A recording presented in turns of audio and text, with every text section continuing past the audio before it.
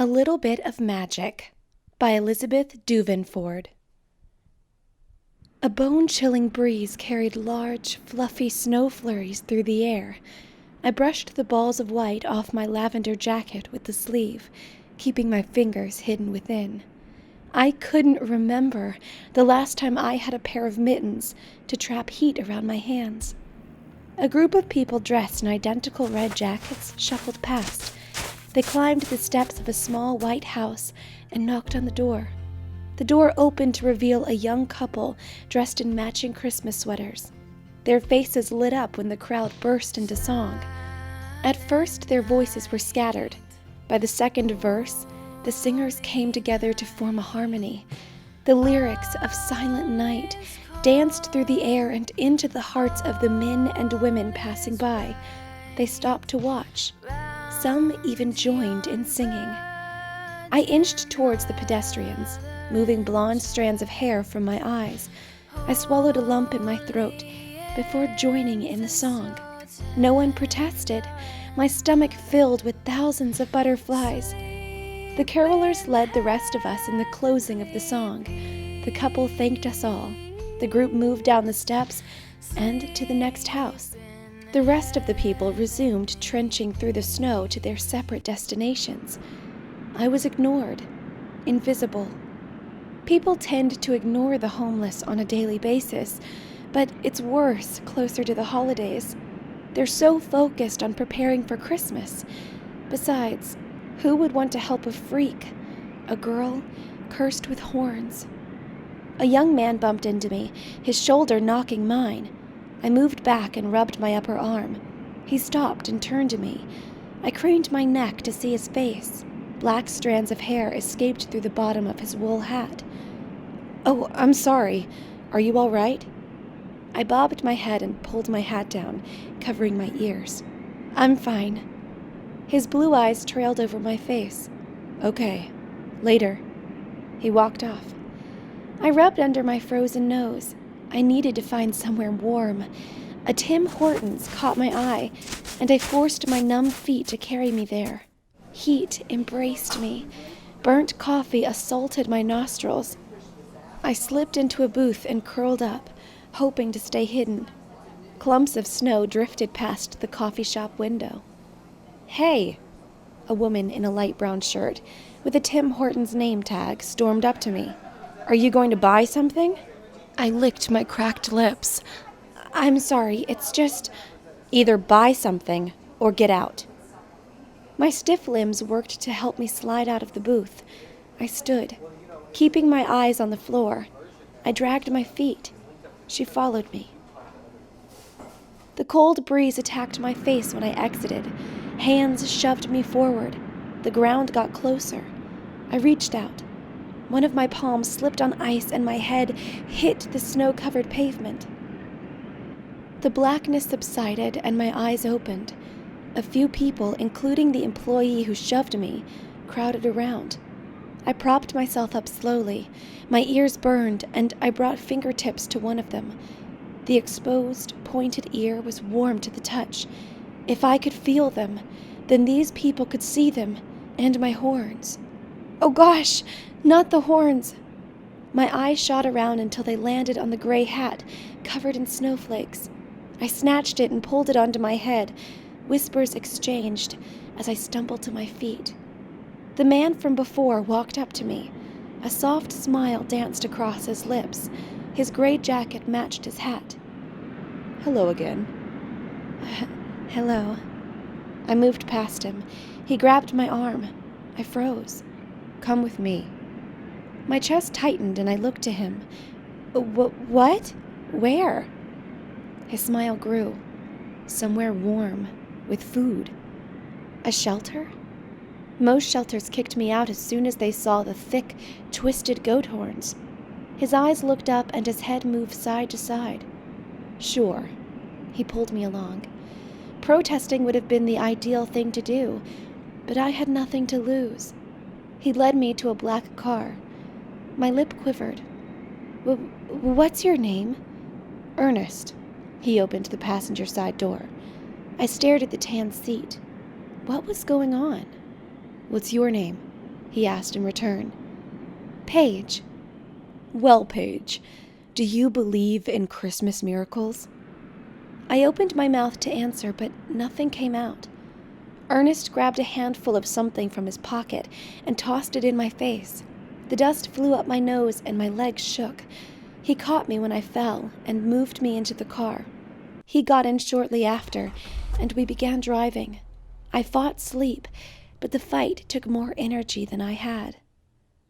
I squinted at the bright white walls. I sat up on the stiff bed. Slowly, I slid off it.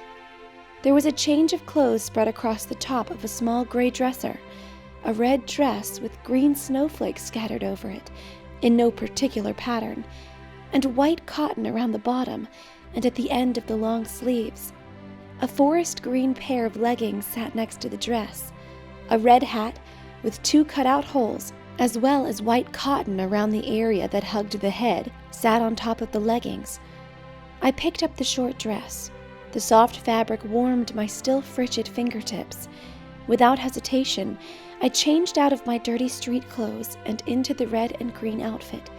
The hat fit perfectly, and my horns fit through the holes that had been cut out. A bell jingled, and I looked around the room. A pair of red slippers that narrowed to a point at the toes rested on a wicker chair in the corner of the room. A bell sat at the point on each toe. I removed my worn-out shoes and pulled on the thick footwear. Curious, I exited the room. A red and green hallway, with tinsel hung along where the wall and ceiling meet, led into a large living area, a kitchen, and the front door. There was no one here. Without hesitation, I wandered out into the cold. Where am I? White tundra spanned out as far as the eye could see. A small stable stood next to a snow-covered landing strip. It led into a wooden garage door connected to the massive building I just stepped out of. It looked like a factory had body-checked a little brick house. Grunts filled the air. Hugging myself instinctively, I walked to the stable. The door slid open soundlessly. 9 male deer and a doe resided in the barn. Each of them had their own pen. Bells jingled as the creatures moved and shifted. "Dunder, chill," a female voice cried out. I followed the voice and froze when I spotted the young woman.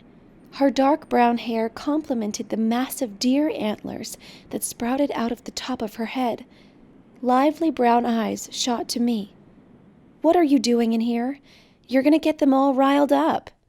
She unlatched the gate and stepped out of the bulky deer's pen. Resting her hands on her hips, her outfit matched mine.